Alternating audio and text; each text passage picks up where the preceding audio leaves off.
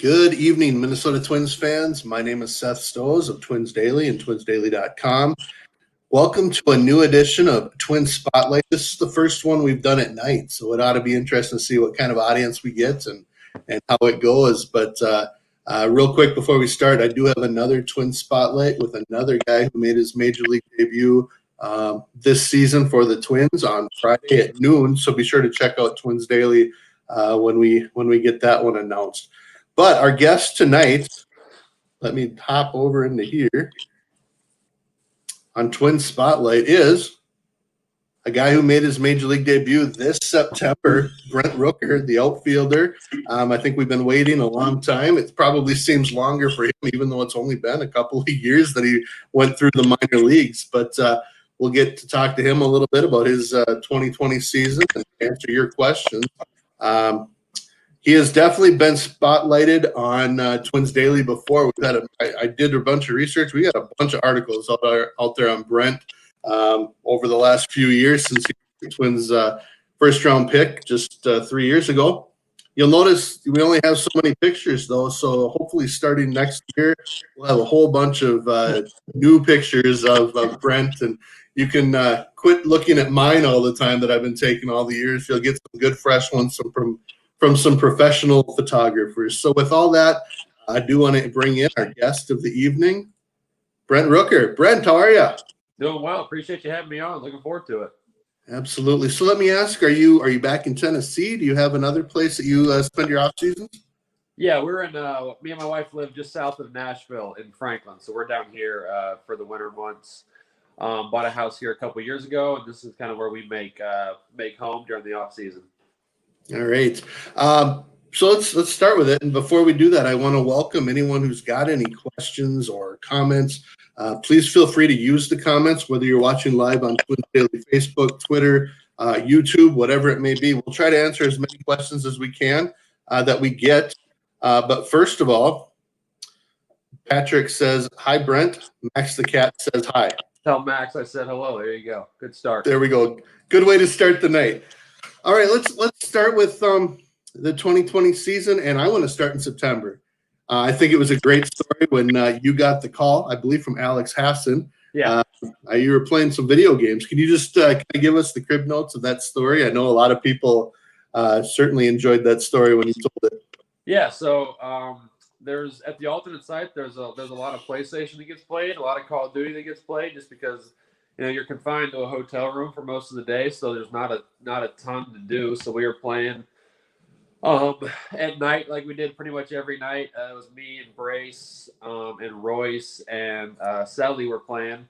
We were in the middle of a game, and we got our headsets on. We're all talking, kind of communicating through the online servers and things like that. And my phone rings, and it's Alex, and it was 10:30, at night at this point. So I kind of figured there's probably only one reason that Alex is calling me this late, and it's probably good news. So I kind of just took my headset off, answered the phone call, and then, obviously got the awesome news, got really excited, and didn't really have a chance to tell those other guys what was going on, because I obviously wanted to tell my wife and my family, want them to be the first to know. So I just kind of mid-game just kind of shut the PlayStation off, and I'm sure they were all very confused. They figured it out the next morning, though, so it was funny at the time, and obviously Brace tweeted about it, which was pretty cool, and it was just a really cool way to find out, just because just kind of going through the daily motions like we've been doing for the past few months, and it kind of caught me off guard a little bit, but it was fun. I want to talk more about the time at the alternate site, but I can't even imagine, the emotions going through when you get that phone call. And like you said, you got to call your wife. I'm guessing you call your parents, and she calls her parents. What were those phone calls like? Because, you weren't the top prospect coming out of high school.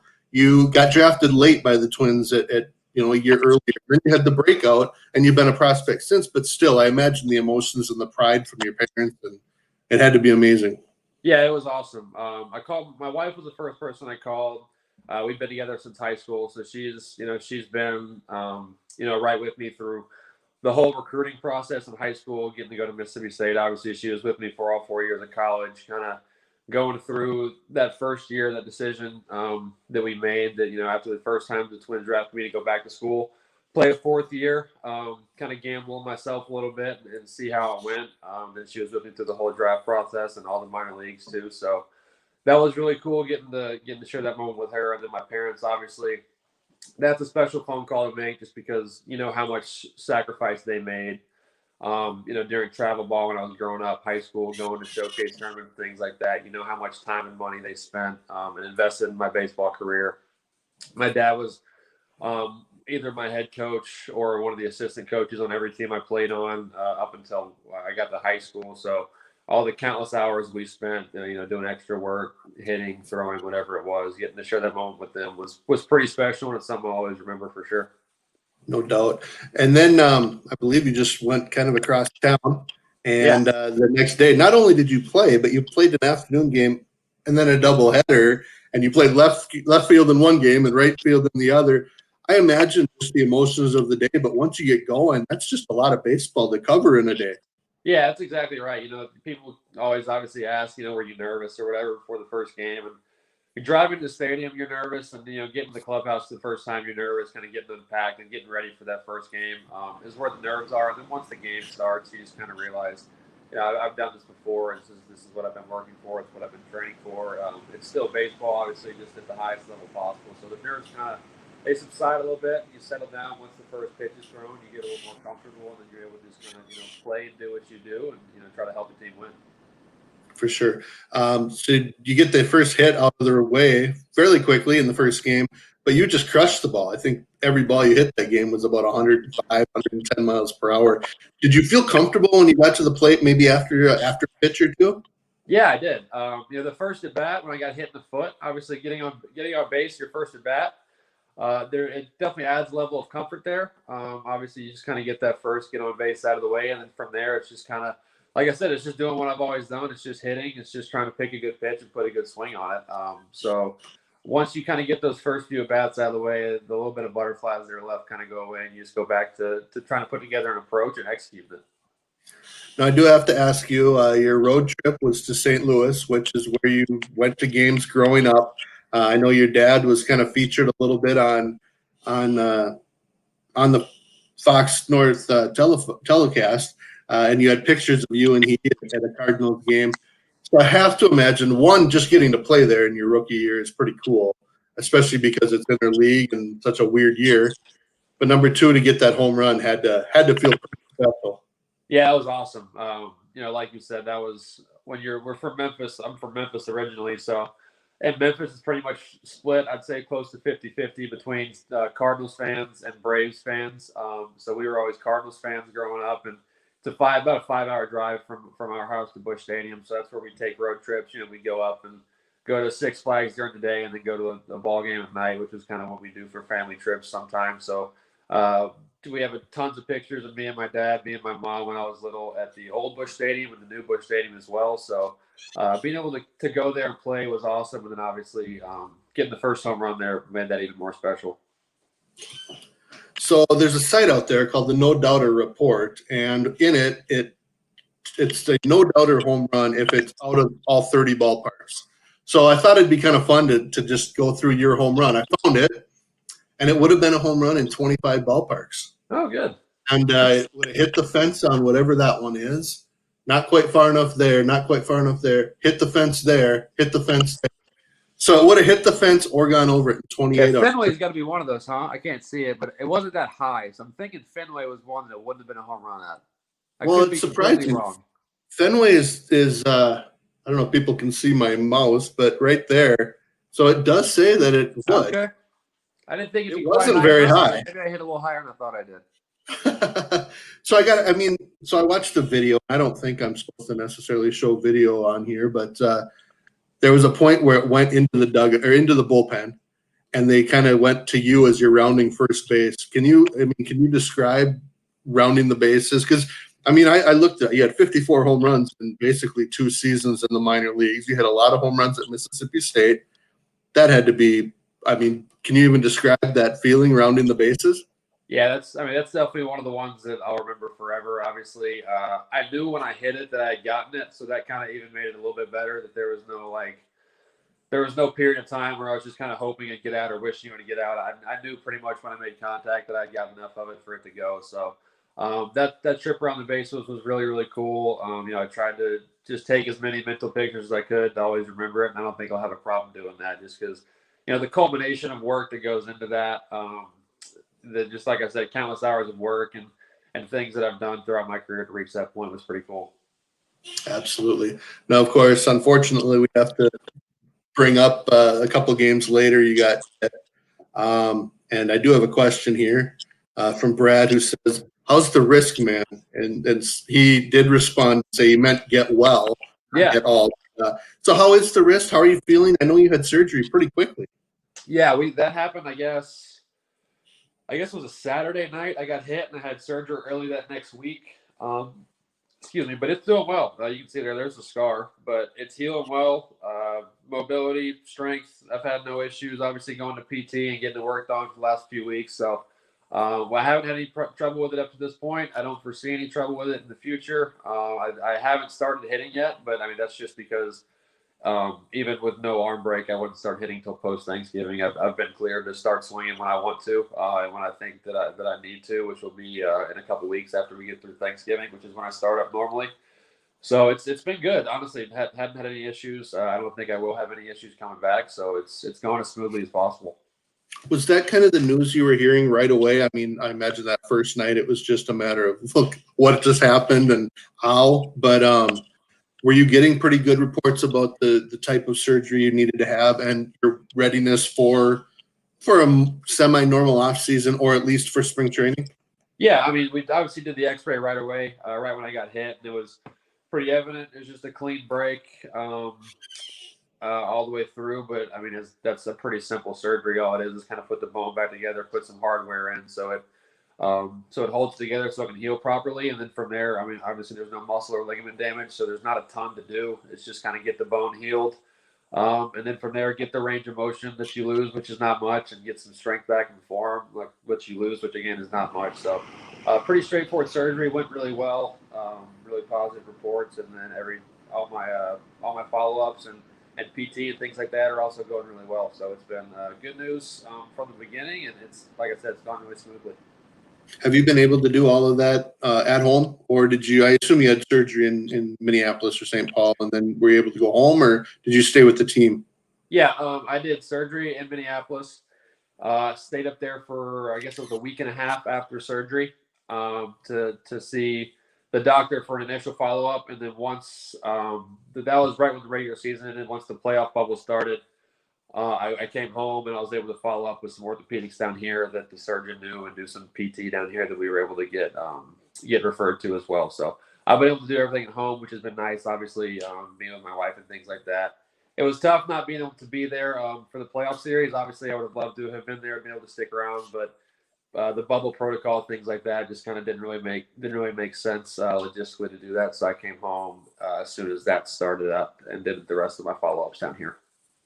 All right. Again, my name is Seth Stills of Twins Daily, joined by Twins rookie Brent Rooker, talking a little bit about his Major League debut. It's been fun, and I do welcome whether you're watching on Twins Daily Facebook, Twitter, Periscope, or YouTube. Send us your questions for Brent, and we'll jump right on asking those. I do have a couple here, but before I do that, I just want to kind of, when you were still at the alternate site, JK would hit a home run, and you would tweet at him, and in the dugout, once you got called up, there was just this camaraderie, which I think is awesome because obviously there's only so many positions and there's only so many roster spots, but you guys really do seem to have a good connection, not just you and JK, but I mean, you played with a lot of these guys before. So, just kind of talk about the relationships that come on this type of a team.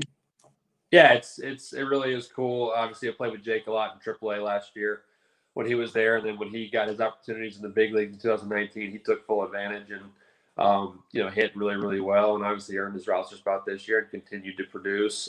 But what was fun for me at the alternate site was being able to play with guys, or not play with because there's obviously no games, but to be around guys in our organization that I had known and have known for a while, but haven't necessarily got to be on a team with just because I've been older than them. Guys like Royce and AK and Trevor as well. Travis, I'd never actually been on a team with him. So guys that I've been friends with for a while, but kind of getting to be around them every day in a baseball setting like I haven't had the opportunity to do before, and get to work together and learn from each other, and kind of develop our relationship further was really fun. Yeah, I always think that's a fun conversation. We'll talk a little bit more about your time at the alternate site, but we do have a comment and a question here from TJ. So I'll get that up here and read through that. Brent, congrats on the debut. Been looking forward to it since you were drafted. What part of your game can you say you worked on the most while developing in the minors, and what do you feel you need to develop going forward? Yeah, good question. Thank you, Yeah. first of all. I appreciate it. And then, the thing about the minor leagues is it's so developmentally focused that, every game is a stepping stone. Every game you're trying to learn something. Whether it's learning positioning in the outfield, learning footwork in the outfield, learning different approaches to have during different counts or different situations at the plate. It's just so developmentally minded that you've got to try to learn and develop from every game. I spent a lot of time, obviously, bouncing back and forth between first base and outfield throughout my time in the minor leagues. I've continued to work really hard at both those spots just to try to be as versatile as possible, to kind of fill in wherever I'm needed. And then, going forward, I'm going to continue to do that, continue to work defensively, both outfield, first base, trying to be prepared to do, whatever I need to do. And then offensively going forward, I think it's just continuing to learn from older guys who have, had more experience, had more at bats at the big league level, who have had a lot of success. Just try to hang around those guys as much as I can to learn things, whether it's approach, whether it's studying pitchers, whether it's trying to put together a game plan against starters versus relievers, whatever it is. I think there's a ton of value to be had just kind of hanging around the right people, and learning as much as you can from guys who have had success, at the level you want to be at. All right. Real quick, again, if people want to leave comments, this one's just from John. Congrats, Brent. Great debut this season. Well done. Thank you, John. I appreciate it. All right. I wanted to talk a little bit about your time at the alternate site. I believe spring training was your second big league spring training camp. And it went, and then all of a sudden, the next thing you know, the media can't be in there. You can't sign autographs, and all of a sudden, the next day, you think you're going to be maybe a day or two away, and then you're gone for 3 months. So, what was that time frame like for you? Having played at AAA last year, knowing you're close, had to be a little frustrating. Yet at the same time, no one really knew what was going on. Yeah, obviously we left kind of abruptly. Things just spiraled so quick. We went from having a normal camp one day and just not being allowed to sign autographs to like 3 days later we were completely packed up and going home for we had no idea how long. That time, like you said, was frustrating because obviously everybody wanted to be playing.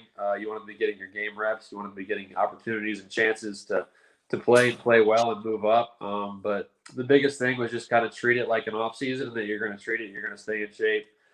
You're going to even not just stay in shape, you're going to work on things to try to improve during that downtime. And I think I showed up to the alternate site a better hitter than I was when I left spring training. I think I took advantage of that time. I think I did a lot of good work, a lot of quality work during those 3 or so months that we were at home. And I think it paid off once we got back to being able to compete, because I think I learned a lot during that time. And I was able to come back, like I said, a better player than I was when I left spring training. So it was just all about mindset, kind of how are you going to use those 3 months, where you're going to sit around and just kind of not do much and fall behind for when you go back, or take advantage of it and work and try to get better, incrementally during that short amount of time. So I was happy with the work that I did, and I think it paid off, excuse me, when we got back to the alternate site and started playing again. When obviously when things got going again, everything was done through Zoom meetings as far as media goes. Did you have a lot of communication between the time you were sent home and the time you found out that summer camp would be happening? Were there frequent team meetings, or did you work with a hitting coach, or was maybe Edgar Varela someone you talked to every couple of weeks? Or I'm trying to think of Borg Schulte would have been the AAA coach. Maybe you're meeting with a bunch of people, or maybe they're just leaving you alone. Yeah, we'd have big group Zoom meetings every so often that Rocco would lead. That was obviously just to kind of keep us in the loop with what was going on with negotiations or schedules or whatever was going on. And then we'd have smaller meetings. Obviously, I'd have a few meetings with Donegal, Fergus, our hitting coordinator, and Edgar, and boards, like you said. We just kind of go over the plan, what I was working on, how I was staying ready, things like that. So we did a really good job as an organization of staying in contact and keeping communication up so that there wasn't really no lag behind. No one really fell behind with their work or what we were trying to do. And we were all kept pretty in the loop as far as what was going on. So we kind of knew what to expect.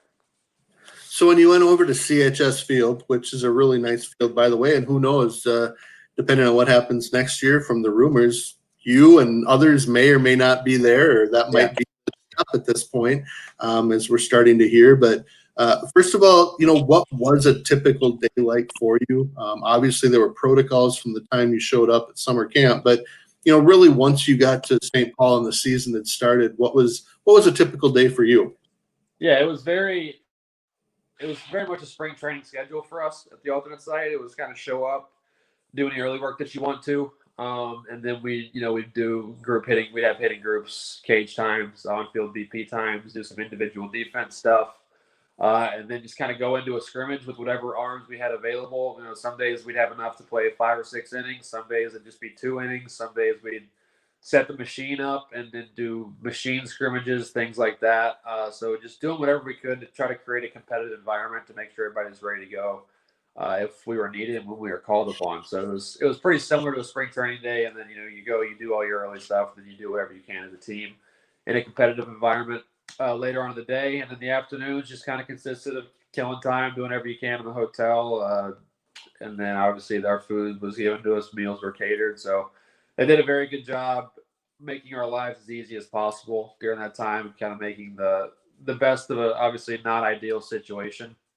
And I think the guys we had over there did a really good job of that as well, and keeping things light, but also serious, and making sure that we were getting our work in, and knowing that it wasn't if, it was just kind of when some of us were called upon to try to go make an impact, and making sure we were ready for when that happened.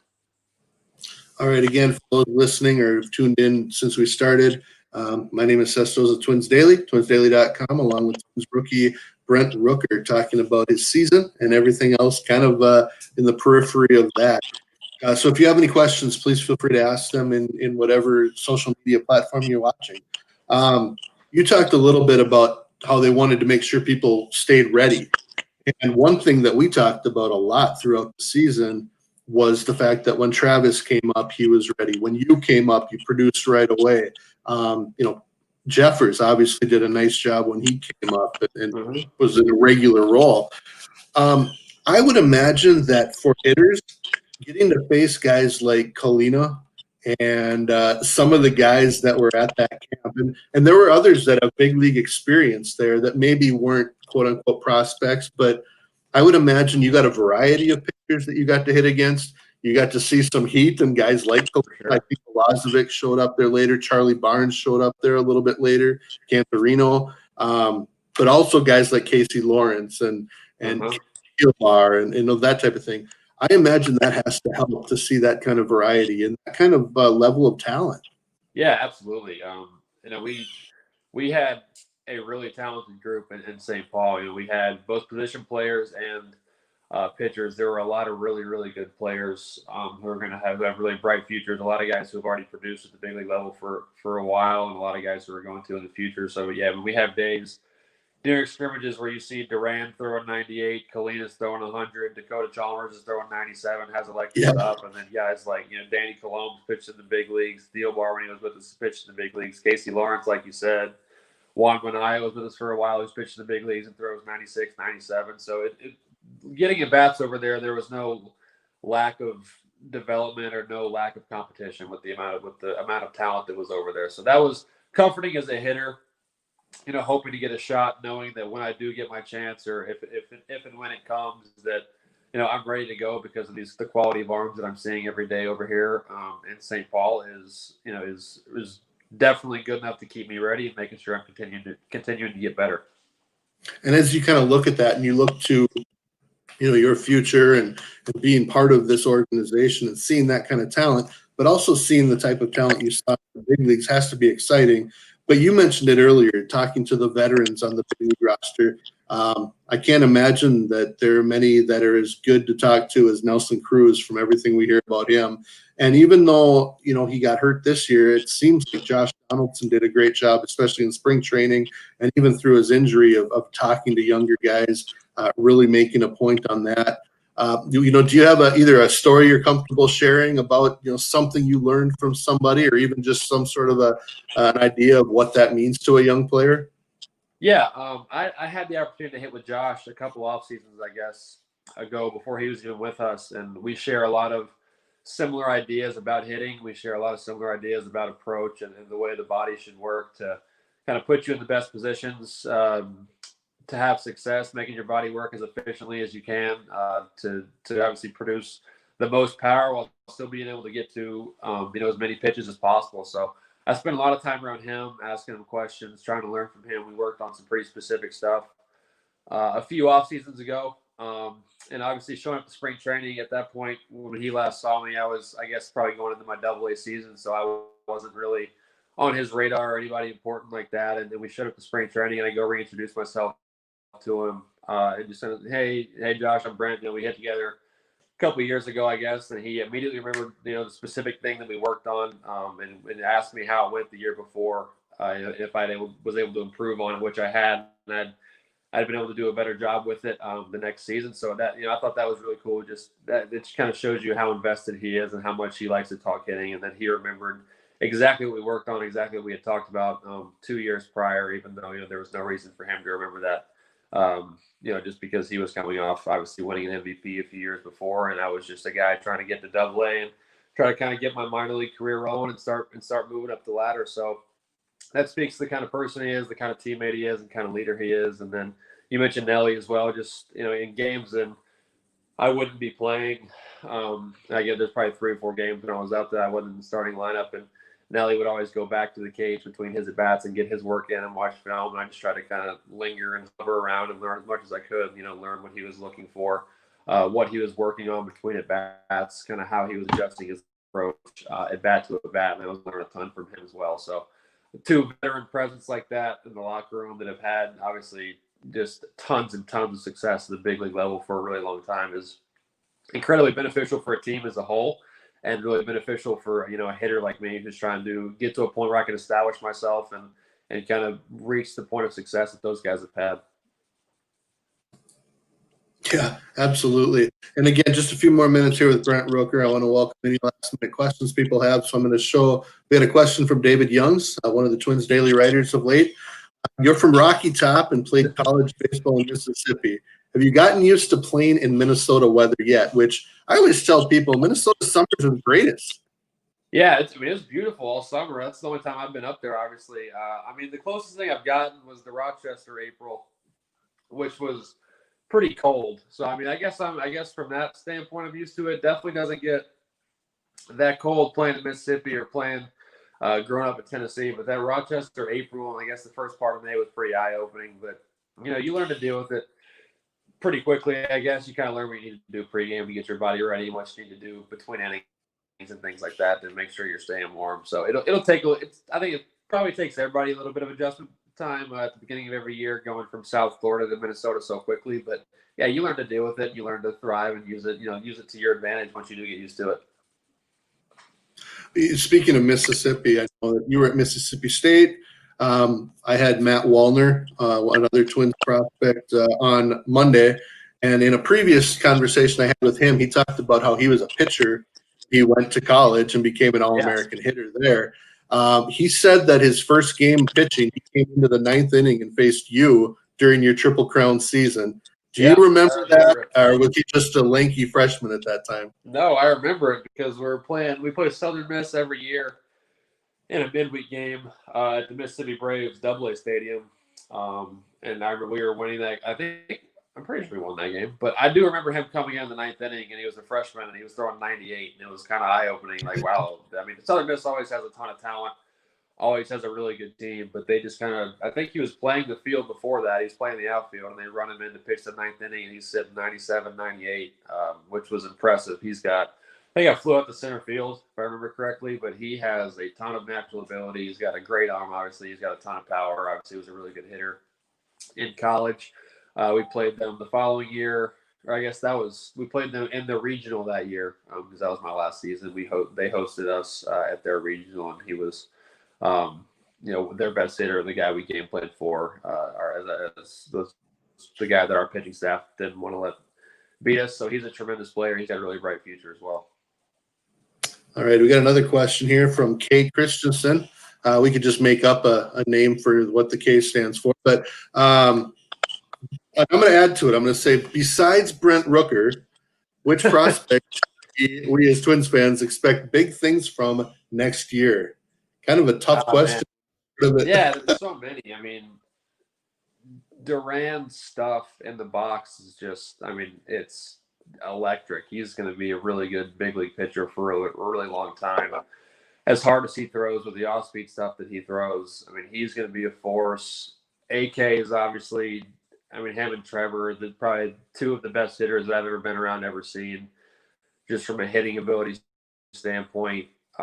Royce does things on the field that you'll watch him do some stuff and you think there's maybe like 5 other guys on earth that can do what he just did. His level of natural ability and talent is really special to watch, really fun to watch. He's going to be a great one, obviously.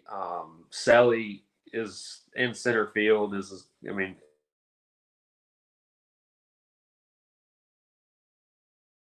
Really good. Travis is going to be a great player. Just the ability to hit and play multiple positions at a high level. So, I could go down our whole list and just brag on everybody. We've got a bunch of really good young guys who are close in the upper levels of the minor leagues, obviously, who I think are going to get opportunities and take advantage of them.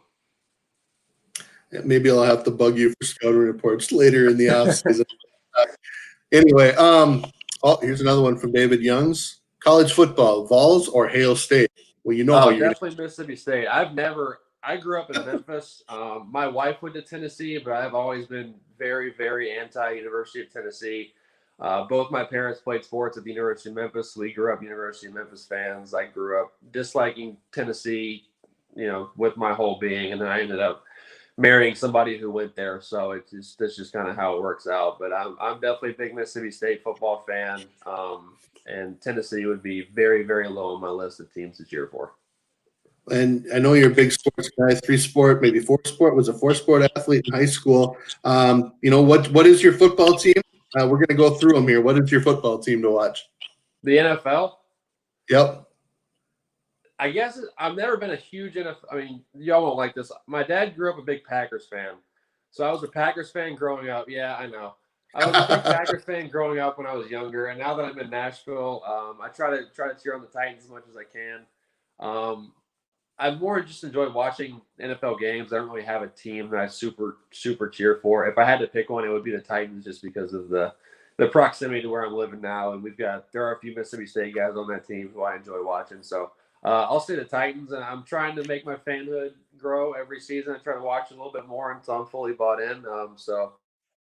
Yeah, that's my final answer. I won't say the Packers just because I know it'll make a lot of people mad, and I'll say the Titans. And we'll go through this then. I know you, like I said, you played football and you had a really good football team in high school. Just give the 30-second notes of, I think you were quarterback, right? Yeah.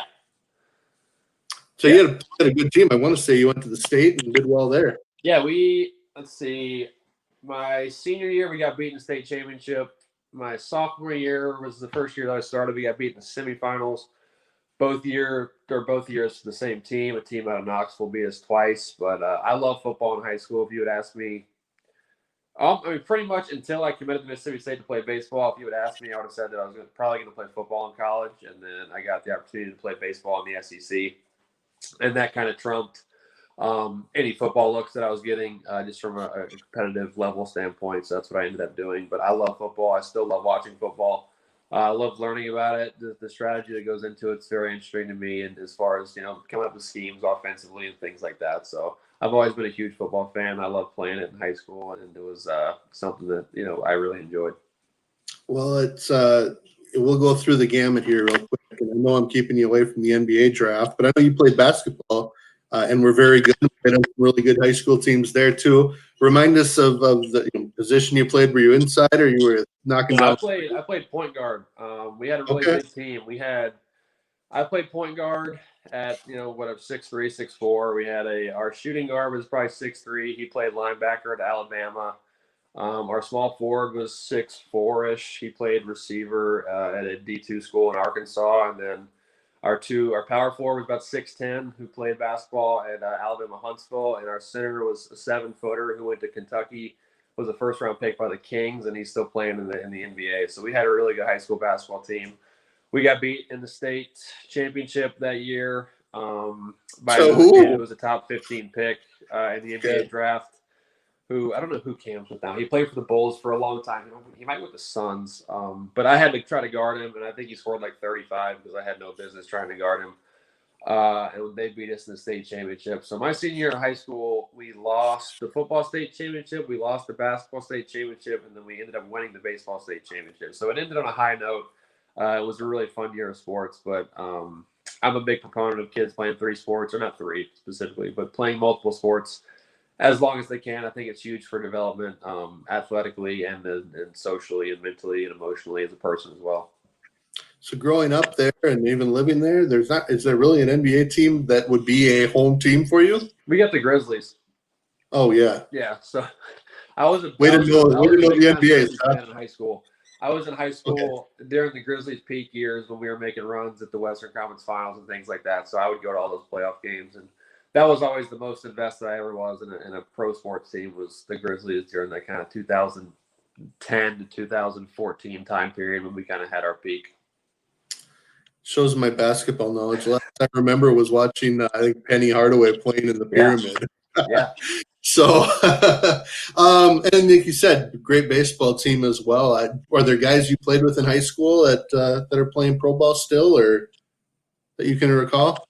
No one from my school. Guys from my area that I played against and kind of grew up playing with, for sure. And then we had several guys on all my high school teams go play college ball in one level or another. Memphis is a really good youth baseball area, though. A lot of good players, a lot of college players, and then some pro guys. There's a bunch of big league guys from the area who are a little older than me, both Pomerances, Zach Kozart, guys like that who are a few years older than me, but who had good big league careers. And I got to ask this too. If you watch your Twitter account, which by the way is great, but it's all golf all the time, man. Where did your love of golf come from? Have you always enjoyed it, or is it something you've done now in off season since you became a pro ball player? Yeah, I've always enjoyed it. We grew up playing with my dad a little bit, and then once you hit pro ball and you're in the off season, you need something to do. It's just kind of the hobby that everybody seems to take up. And then I love watching it. A lot of people I know think it's boring and don't enjoy watching it, but there's a lot more to it than you realize once you kind of start to get deeper and kind of understand what's going on with shot selections and kind of navigating your way around the course and things like that. So I think it's really interesting to watch and try to learn about, try to learn from the guys on TV to try to get better, because it is something that I really do enjoy doing. All right, as per usual, I'm going a little bit long. I got literally 2 more questions, and I'll cut myself off. But first question is, Rocco Baldelli came off of a winning the Manager of the Year in his first year, and he just is different than your old school typical manager. But you got a chance to work with him the last couple of springs, and then time in the big leagues. What is it like playing for Rocco Baldelli? And if you want to talk about his whole coaching staff, not one by one, but the atmosphere that the staff brings to the team, I'd be curious your thoughts on that. Yeah, what Rocco does a great job of is he creates an environment that lets everybody kind of be the best version of themselves, whether that's off the field, allowing guys to kind of let their personality shine, be themselves in the clubhouse, which creates an awesome environment, a great place to come in and then do your work every day in spring training or in the season as well. And then on the field, gives guys opportunity, like I said, just kind of max out their ability by being relaxed and playing natural and playing free and kind of letting your talents shine and do what they do, rather than trying to be too uptight or too perfect and kind of do things out of your comfort zone. He does a phenomenal job of letting guys kind of be the best versions of themselves. And when you get a bunch of really talented dudes in the same room and let them kind of be as good as they can be with the environment that you've created, obviously you're going to have a ton of success. Absolutely. It definitely has worked. So the last question then is your off season. Like you said, you can probably start swinging a little bit in a couple of weeks. Are you going to at some point feel that you're able to go full go? And, also just, what do you and your wife enjoy doing away from the game? Have you found any interesting hobbies that people would be surprised at? Yeah. I mean, I think as soon as I start hitting, to answer your first question, I'll be 100%. I don't see why I wouldn't be. From a strength perspective and a range of motion perspective, I feel like I'm pretty close to being fully healed. So as soon as I pick up a bat and start swinging, obviously I'll be light the first few times just to kind of get a gauge on how it feels. But I really think that as soon as I start, I'll be pretty much full speed and ready to go at it. As far as the offseason stuff goes, not really. We kind of go throughout our team. We spend most of our time taking our dog wherever, rivers, hikes, lakes, kind of go on long walks or kind of do whatever we're doing that day if the weather's nice. And that's kind of what we spend most of our free time doing in the off season. So I had Jeffers on, and he brought his dog into the conversation, but we won't ask you to do that. But your dog might be the coolest dog I've ever seen. I'll go grab him real quick. Hang on. All right. Again, y'all, we're going to get a puppy, and I know if Betsy Health and Press is watching, you're going to want to see this. Bear with us. We got a dog alert coming. Come on. Here he comes. Oh, that is an excited dog. Come here. You can hear her. Come here. Where are you? Come here. Come say hello. Where are you at? There he is. Oh, man. Can you look at So who's this? This is Moose. Wow, that is a big dog. What kind of dog? Moose is a Chesapeake Bay Retriever. He's about 90 pounds, and he loves swimming and fetching things. Is what he likes to do. What he was bred and made for. Wow, that is awesome. What a good dog. Looks excited to see you again. Yeah, he is. He was mad that I closed the door on him for a while. That's great. All right. Well, if you don't mind sticking around for a minute, I just want to say thank you very much for joining the conversations, being so up front with things and talking about all these topics, and obviously enjoy your off season, get well, and hopefully we'll be able to see you down in Fort Myers in February or March, and things can return to some sort of normalcy. So thank you. Yeah, sounds good. Appreciate you having me on. All right. And everyone, thank you so much for listening. Enjoy the rest of your evening. This will be available on all those Twins Daily social media, but also on the Twins Daily podcast shortly. We'll get that on there. So if you have any questions, comments, let me know. We'll have a show tomorrow night. I believe we're going to be talking about the Rule 5 draft and the players the Twins may or may not add to their roster. Brent Rooker would have been a guy who had to be added this offseason, but he's already on the list. So we'll talk through some of that. And then on Friday again at noon we'll have another Twins spotlight with another fun-filled Twins prospect. So again, thank you, Brent. Thank you everyone for listening, and have yourselves all a great night, and go Twins.